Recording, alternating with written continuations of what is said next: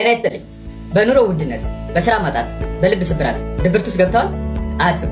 በቀላሉ ከድብርት የሚወጡበትን መፍትሄ ይዘን መጥተናል። ጃንጋ የድብርት ማስለቀቂያ። ጃንጋ መድኃኒትን ሲወስዱ ከነበሩበት ድብርት በአንድ ሰከንድ ውስጥ ይላቀቃሉ። ጃንጋ ጥራቱን የጠበቀ ከምግብና መድኃኒት ቁጥጥር ባለስልጣን ፍቃድ ያገኘ መሰለኝ ብቻ ከድብርት ያወጣል። እስኪ ከተጠቃሚዎቹ አንደበት እንስማ።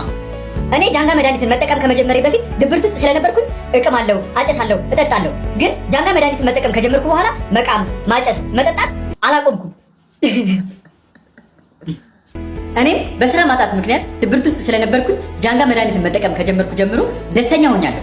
እውነት ጓደኛዬ፣ ጃንጋ መድኃኒትን መጠቀም ከጀመርክ ጀምሮ በጣም ደስተኛ ነህ። እንዴታ! ጃንጋ መድኃኒት እኮ ይለያል። አረ እዚህ ጋር ነኝ እኮ። ጃንጋ መድኃኒት ከተለያዩ ተፈጥሯዊ ነገሮች የተሰራ ሲሆን እነሱም ዕፀ ፋሪስ።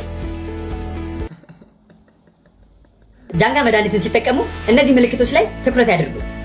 ማቅለሽለሽ፣ ማስመለስ፣ የሞተ ሰው ማየት፣ የእጅና የእግር ቦታ መቀየር፣ ማስነጠስ፣ ማሳል፣ የአይን መሟሟት፣ አይን ገልጦ መተኛት፣ የሆድ ቁርጠት፣ የሰውነት መዛል፣ የአፍ መጥበብ፣ የቂጥ መንሰር፣ የማህፀን መላላት፣ የአይምሮ መቅዘን እና የመሳሰሉትን ምልክቶች ካያችሁ መድኃኒቱ በአግባቡ እየሰራ እንደሆነ ታረጋግጣላችሁ።